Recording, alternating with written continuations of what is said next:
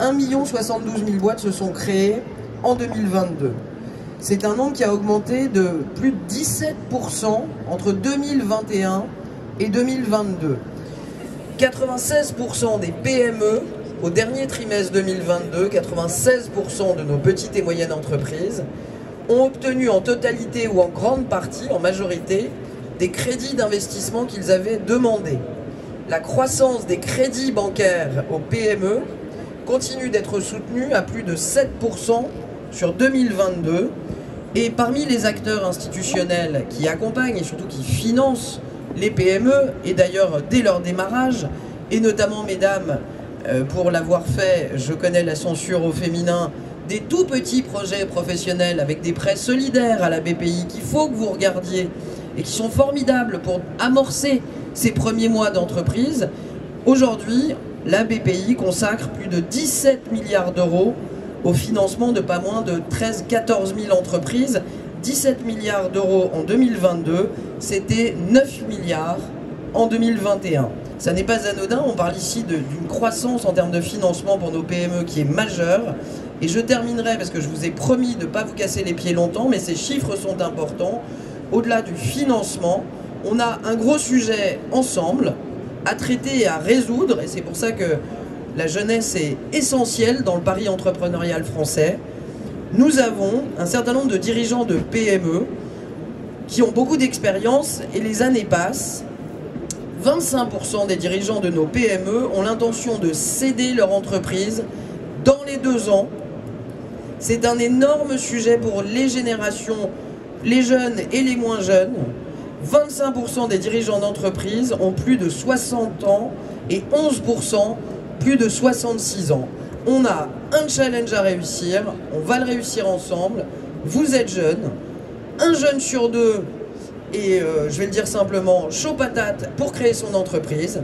Et nous avons aujourd'hui des entrepreneurs qui ont créé des superbes PME en France, qui ont besoin qu'on les reprenne et qu'on continue à les faire vivre. Créer, reprendre, c'est les grands enjeux devant nous. Et je peux vous dire que pas toujours facile d'être ministre. En tout cas, c'est tous les jours un honneur. Et quand je vois le nombre de gens qui sont assis, les jeunes, les femmes, les moins jeunes, les hommes, je vous rassure, je me dis, on va réussir ce pari. Merci d'être là. Try hard, fail hard. On peut avoir un échec, se relever et recommencer. Il faut que cette mentalité-là, elle soit prédominante dans notre pays où on a longtemps eu peur un peu de l'échec. Et souvent, on voulait être fonctionnaire parce qu'on risquait moins un échec de carrière. La carrière était programmée. Maintenant, cette mentalité change et c'est important. Et deuxième chose très importante à mes yeux aussi, et je pense que Jean-Noël et Olivia me rejoindront sur ce point-là, embarquer des femmes dans vos équipes. Les équipes de créateurs d'entreprises qui ont des femmes à leur bord font meilleur emploi de l'argent qu'elles lèvent. C'est complètement démontré. Leur taux de succès est supérieur, elles en font meilleur emploi. Donc soyez mixtes, soyez pluridisciplinaires, soyez ouverts à l'autre, à la diversité, à l'altérité, et vous réussirez encore mieux. C'est vraiment un message que je voulais partager avec vous.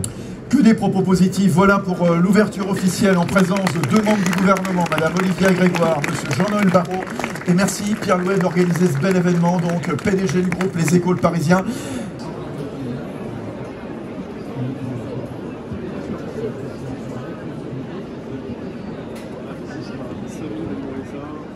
Trois magnifiques exemples. Il y a avec nous Justine Hutteau. Bonjour Justine. Ça marche bien, oui. Cofondatrice de Respire, Sébastien Kopp, cofondateur de Veja. Bonjour Sébastien. Bonjour. Et puis Lucie Bache, cofondatrice de Too Good, Too Good, Too Go. Bonjour Lucie. Bonjour. Voilà, vous avez remarqué, on va parler donc beaucoup de donner du sens, entreprendre utilement. Tiens, Sébastien Kopp, cofondateur de Veja. Le mouvement de Veja, c'est d'aller en 2004 sur le terrain pour trouver du coton bio qu'on a ensuite filé, tissé, transformé en tissu, trouver du caoutchouc sauvage en Amazonie pour fabriquer des semelles. Pérou, Brésil principalement. Brésil uniquement, et le Pérou on a commencé en 2018 parce que c'était une autre source de coton bio où on pouvait travailler directement avec les producteurs et qu'il y avait un projet extraordinaire qui était déjà créé là-bas. Mais ouais, déconstruire un modèle, c'est finalement pas très sorcier. C'est juste un peu de bon sens et essayer de commencer le plus loin possible dans la chaîne. Donc nous on est allé très très loin et des travailleurs qui sont payés et employés dans des conditions, cette fois... Le Brésil n'a rien à voir avec l'Asie du Sud-Est. Pour vous donner juste un exemple, en Asie du Sud-Est et en Chine, la semaine de travail est entre 70 et 90 heures pour des ouvrières et des ouvriers. Au Brésil, c'est un peu plus qu'en France, c'est entre 40 et 41 heures. Et les ouvriers et les ouvrières ont des maisons particulières, ont des voitures, vivent dans la dignité. Nous, c'était ça qui nous intéressait, de créer un modèle complètement différent. Sans mauvais jeu de mots, on retombe sur nos pieds parce qu'on ne fait pas du tout de publicité. Jamais. Jamais de sponsoring d'athlètes, de stars, de publicité, d'achats publicitaires. Jamais. Et ça nous permet de les vendre à un prix qui est correct. C'est pas cher, mais par rapport aux grandes marques, en fait, tout est investi dans la filière de production. Et au final, vous en vendez donc quoi, 4 millions de paires, c'est ça? Ouais, par an à peu près. Par an. Vous savez mieux que moi. À quel prix? Le prix moyen, c'était 100 €. Maintenant, avec l'inflation, c'est plutôt 110, 115. Je ne sais pas combien d'entre vous sont au courant de la quantité de produits qu'on jette dans le monde, mais on parle... Alors, attendez, on va faire un test. Donnez-nous un QCM, plusieurs réponses. Il y a un main levée. Ouais. Qui pense qu'on jette environ 10% de ce qu'on produit sur la planète? 20%? 30%? Ah, c'est mieux. 40%? 70%? Le public est un peu défaitiste, je vois, mais aujourd'hui on jette 40% de ce qu'on produit sur la planète. Bravo à ceux qui ont trouvé la réponse. Et la faute à qui? C'est quoi, les consommateurs ou les distributeurs, ou c'est un peu tout le monde? Ben, ce qui est navrant, c'est que c'est un peu tout le monde. Aujourd'hui, 30% c'est chez nous, c'est chez le consommateur. Donc c'est quand même la plus grosse partie du gaspillage alimentaire aujourd'hui. Elle a lieu dans notre frigo, elle a lieu dans les produits qu'on oublie au fond du placard. Et donc, tout l'enjeu de Too Good To Go, c'était d'abord de sensibiliser à cette cause, donc de faire passer ce message qu'aujourd'hui on jette beaucoup trop, que c'est totalement inacceptable, notamment dans un contexte de crise climatique, où le gaspillage alimentaire représente quand même 10% des émissions de gaz à effet de serre, donc c'est absolument énorme. Et dans un contexte de manque de pouvoir d'achat qui est grandissant, puisque aujourd'hui, effectivement, il y a des centaines de millions de personnes qui ont du mal à s'alimenter et on continue à jeter autant de produits. Donc c'était l'idée avant tout de parler du problème, mais surtout de parler des solutions et de permettre à chacun de s'engager concrètement dans la récupération d'un panier de produits invendus en fin de journée. Donc concrètement, comment ça marche? On télécharge l'application en tant qu'utilisateur, on va voir les différents commerçants engagés autour de soi et on va payer un petit prix sur l'application, on parle de moins de 5 €, entre 3 et 5 €. Et on passe récupérer au moment de la fermeture les produits que le commerçant s'apprêtait à jeter. Donc c'est-à-dire c'était des produits qui étaient vendus à prix plein 10 minutes avant, mais qui là s'apprêtent à partir à la poubelle. Et là nous, on arrive en tant que héros anti-gaspi et on récupère tous ces produits, on récupère 3 fois plus que ce qu'on a payé sur l'application. Donc c'est vraiment cette idée de créer des concepts gagnant-gagnant-gagnant. C'est-à-dire concrètement, il y a des équipes de Too Good To Go qui passent dans chaque... Non, c'est vraiment vous en tant que c'est consommateur. monsieur, madame tout le monde, d'accord. Vous avez l'opportunité de faire votre petite action très concrète. Ouais. Et en fait, aujourd'hui, ce qui est fabuleux quand tout le monde s'y met, c'est qu'aujourd'hui, on sauve plus de 3 repas à chaque seconde. Donc là, depuis que j'ai commencé à parler, on a sauvé énormément de repas. Et ça, c'est plus de 300 000 repas par jour. Ça fait 2 minutes que vous parlez, ouais, on a presque 400 repas on a sauvé. Et ça, dans aujourd'hui 17 pays dans le monde, donc 15 en Europe, mais aussi les États-Unis et le Canada depuis les 2 dernières années. Fierté peut-être, mais pour moi c'est presque secondaire, c'est plus un peu le devoir et l'envie de s'engager. En fait, c'est vrai que si on s'attarde au problème, je pense qu'on déprime assez facilement. Et moi, l'idée de me lever tous les matins pour co-créer la solution et me dire que voilà, aujourd'hui on a un vrai impact. Avec Too Good To Go, on a sauvé plus de 200 millions de repas de la poubelle. Donc c'est énorme et ça c'est grâce aux 75 millions d'utilisateurs qui participent et qui se disent oui, le gaspillage alimentaire c'est un problème, moi je vais faire partie de la solution. Donc je pense qu'il y a vraiment une envie et un plaisir de s'engager qui derrière nous rend fiers effectivement. On est utile, C'est la nouvelle équation, Justine. Oui, et puis c'est ce qui nous unit aujourd'hui, nous trois entrepreneurs, mais aussi tous les entrepreneurs d'aujourd'hui, c'est qu'on est porté d'une mission. C'est qu'en fait, on a envie de faire changer les mentalités, on a envie de changer les habitudes des consommateurs. Et donc pour ça, il faut aussi embarquer les consommateurs, apporter de l'éducation. On est clairement responsable de ça.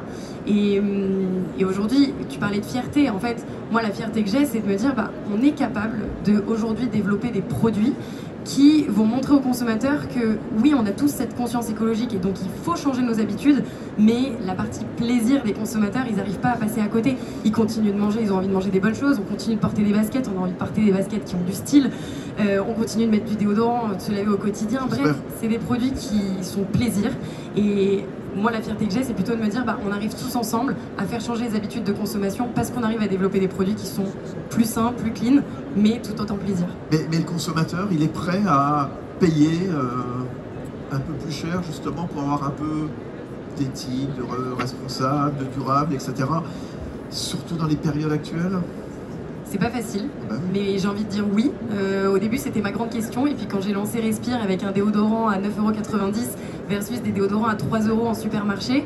Alors bon, après 9,90 €, c'était le même prix qu'un déodorant de grand groupe qui n'est pas naturel. Donc en fait, je vais pas dire que c'est des produits largement plus chers. Déjà, c'est pareil en soi. Déjà, on se positionne sur des produits qui sont accessibles. C'est du premium accessible. Donc en fait, on va pas dire qu'on est beaucoup plus cher que les marques qui font moins bien que nous, entre guillemets. Mais par contre, j'ai envie de dire, on a le prix juste. On a le prix juste et oui, les consommateurs aujourd'hui qui sont éduqués et sont prêts à consommer un peu différemment, sont prêts à faire ce pas. Et après, à nous, en tant qu'entrepreneurs, de réussir à faire au mieux pour que les prix soient le plus accessibles possible à tous.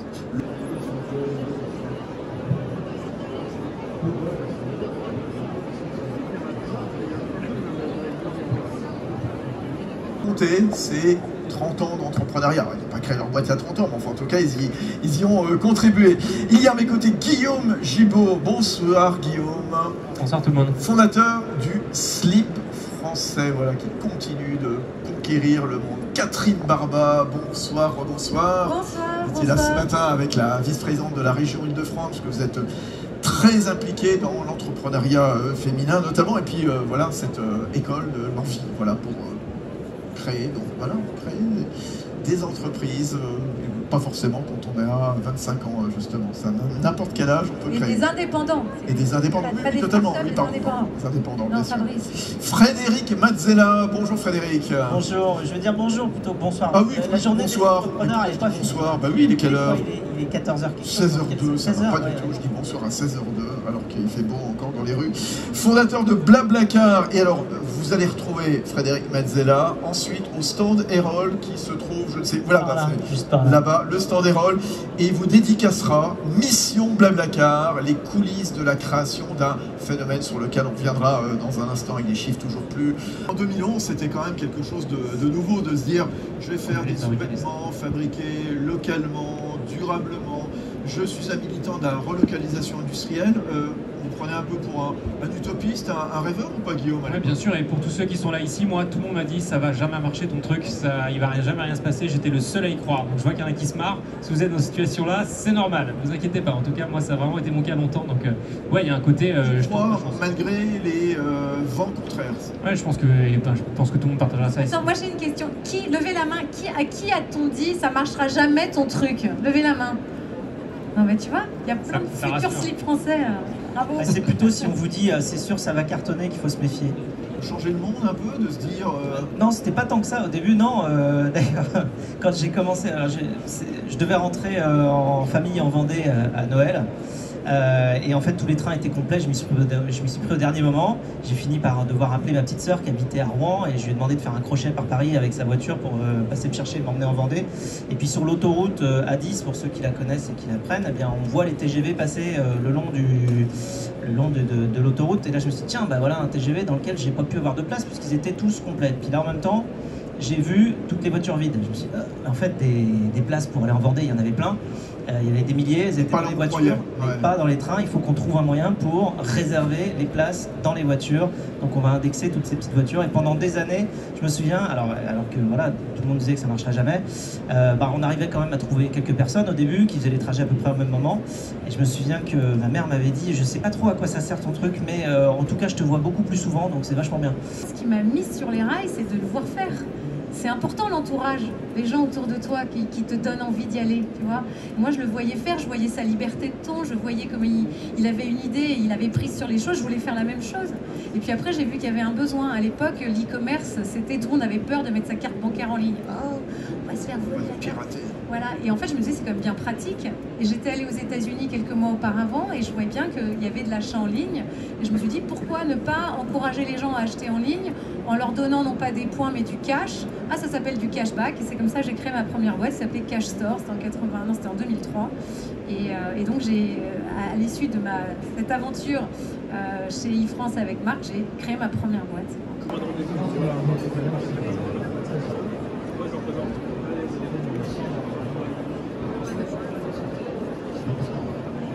Laissez-moi vous dire juste une petite chose parce que c'est ce qui a drivé un petit peu de réussite peut-être en ce qui me concerne. Je le dis à tous les jeunes qui sont là et les moins jeunes, c'est dans les virages qu'on gagne les courses. Un virage c'est quoi? C'est une disruption, c'est une difficulté, c'est une situation qui n'est pas habituelle. Si on n'a pas ces virages, on est dans des régimes établis et là on ne gagne pas les courses parce qu'il y en a qui sont partis avant nous. Et ces virages que nous avons, ces disruptions, ces transitions numériques, environnementales, sociales, c'est autant d'opportunités pour nous. Donc surtout allons-y, abandonnons ce virage. C'est un peu difficile, mais il y a le prix et il y a la victoire au bout du chemin. Et la fierté.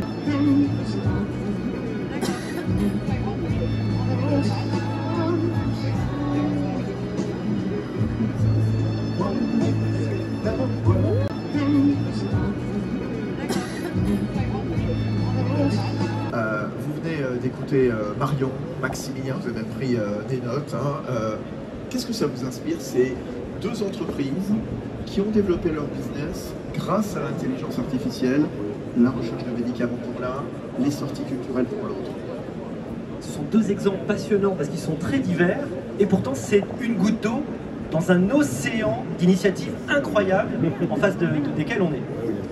Vivre en 2023 et a fortiori entreprendre, c'est à la fois exaltant et extrêmement inquiétant. On a devant nous une magnifique roue, mais en fait la bonne représentation de ce sur quoi on est tous, ce serait une exponentielle. Vous voyez la fonction x2 par exemple? Une exponentielle, ce qu'il faut regarder, c'est pas la vitesse, c'est l'accélération. C'est pas la dérivée, c'est la dérivée seconde. C'est-à-dire le fait que ça va vite, mais ça va de plus en plus vite. Regardez, l'âge de pierre, il a duré 3,3 millions d'années. Pour passer de l'âge de bronze à l'âge de fer, il a fallu seulement 2000 ans. Pour passer du premier vol des frères Wright à un moment où on a marché sur la Lune, il a fallu 66 ans. Et pour que ChatGPT ait 5 millions d'utilisateurs, 1 million pardon, il a fallu 5 jours. Ça va de plus en plus vite et ça c'est troublant parce que le rythme fait beaucoup dans la capacité d'innovation. Quand vous aviez un siècle, quand vous aviez 1000 ans, a fortiori plusieurs millions d'années pour utiliser la même technologie, eh ben, les bouleversements sur évidemment la société n'étaient absolument pas à la même vitesse. Le problème, c'est que jusque-là, il y a 6 mois, on aurait fait cette conférence. On aurait dit, bon, l'intelligence artificielle, c'est sympathique, ça permet de faire des trucs bien, mais en gros, on a vu ce qu'il y avait à voir. On est sur un faux plat. Il ne va rien se passer de très important avant 30, 40 ans. Depuis 6 mois, c'est fini. Depuis 6 mois, on est en train de se rendre compte qu'on est en réalité à un moment de l'exponentielle, d'accélération vraiment complètement folle, où on ne compte plus en années, on compte en mois, peut-être même en semaines. Voilà. On n'attendait pas ChatGPT 4 aussi rapidement. Il faut se souvenir que ChatGPT 3.5, il avait du mal avec un exercice de CM2 de maths. ChatGPT 4, vous lui montrez une photo d'un exercice de concours d'entrée à Polytechnique, je crois le concours de physique si je ne me trompe pas, il vous donne en quelques secondes le corrigé parfait. Voilà. Donc vous voyez l'exponentielle et l'extraordinaire progression. Il ne faut pas faire l'erreur de Kodak. Kodak n'a vu que la technologie, d'abord il n'a pas vu que c'était le futur de son business, lui il vendait des pellicules, il avait la technologie des images, de la photographie numérique, il s'est dit bon bah c'est moche, c'est pas terrible, la qualité c'est quand même loin de l'argentique, ça m'intéresse pas. Il faut regarder la trajectoire. Et la trajectoire, elle est complètement incroyablement bluffante. En fait, on ne sait pas décrire un monde dans lequel l'un des trucs les plus rares, avec peut-être le diamant et l'or, c'est-à-dire l'intelligence, va être disponible à coût marginal zéro pour tout le monde. Voilà. Et en fait, l'erreur qu'il ne faut pas faire, c'est de préparer la guerre d'hier. Vous savez, on l'a toujours fait. En 1939, on était hyper bien pour la guerre de 14. On était à fond. Les années 2000, c'était quoi? C'était les années start-up. Qu'est-ce qu'on faisait? C'était, les plateformes qui jouaient sur les coûts marginal zéro, et 2, l'idée de start-up qui allait prendre un besoin, aller faire le codage qui était un peu fastidieux derrière, et puis proposer l'app sur l'App Store. Et puis c'était comme ça qu'on voulait faire fortune, ok? Même si faire fortune n'est pas le but absolu, l'idée c'est aussi une aventure évidemment. Aujourd'hui, le risque c'est qu'avec ChatGPT, vous puissiez être chacun d'entre vous dans cette pièce et tout le monde dans le monde entier, le codeur de votre propre application à volonté puisqu'elle sait coder elle-même. C'est-à-dire qu'on abaisse encore plus le seuil d'entrée dans la capacité à l'innovation et à la production. Exactement comme, et je termine là, mais de la même façon que les réseaux sociaux ont fait de nous tous des médias, on est tous notre propre média.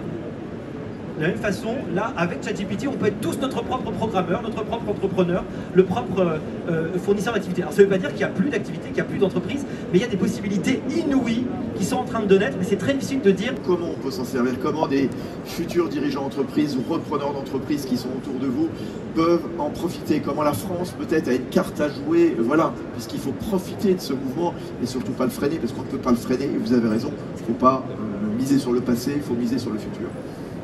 Déjà, tout le monde va en profiter parce que l'IA générative, parce que c'est ça, il n'y a pas de ChatGPT, il y en a d'autres, notamment. L'IA générative, c'est ce qu'on appelle une GPT, justement, une General Purpose Technology. C'est une technologie à usage général, comme l'écriture, la vapeur, l'électricité. Et c'est des choses qui provoquent des révolutions extrêmement profondes. C'est une nouvelle révolution complètement folle qu'on va tous pouvoir utiliser. Je crois que nous tous, autour de nous, on a des gens qui commencent tous les jours à travailler ChatGPT. Avec ChatGPT, hier, vous commenciez, vous ouvriez Google en arrivant le matin au bureau. Aujourd'hui, vous allez être en permanence en dialogue avec votre IA générative qui va vous permettre, qui sera peut-être d'ailleurs votre compagnon, votre compagne, votre amant, votre psy, le conseiller. Ça peut être une infinité de choses. Alors, la vraie question qui se pose, c'est qu'est-ce qui va rester à l'humain, d'ailleurs en grande partie. Alors comment tirer parti de profil d'intelligence artificielle? Il y a un grand principe que tout le monde connaît. Au moment de la ruée vers l'or, les seuls qui gagnent de l'argent, c'est les vendeurs de pioches. Il faut donc vendre la pioche. Est-ce que j'ai la réponse à qu'est-ce que la pioche pour ChatGPT? La réponse est non, mais voilà, je vous ai déjà dit ça. La deuxième chose, c'est qu'est-ce qui va rester, c'est-à-dire qu'est-ce qui va rester rare? Parce que l'économie, c'est la science de la rareté. S'il n'y a plus de rareté, en fait, théoriquement, le problème économique est réglé.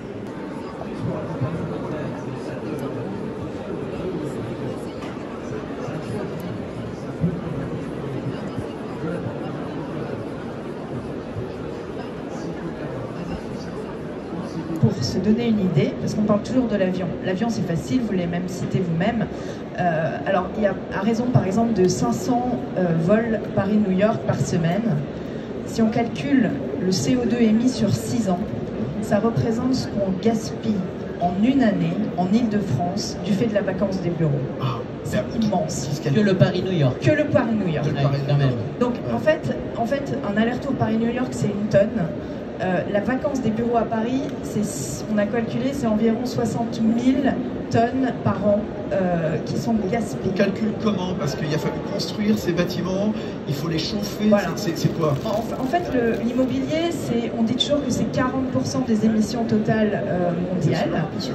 Le bureau, c'est 7,5% à peu près de l'immobilier total construit. Et un bureau à Paris, environ, c'est 20 kilos de CO2 émis par mètre carré par an. Quand on fait tous ces calculs avec la vacance, etc., en fait, c'est un gaspillage qui est invisible parce qu'on ne le cite jamais. Mais en fait, si on arrivait à optimiser ça, bien sûr, ben, on pourrait un peu plus peut-être voyager en avion finalement. C'est là où...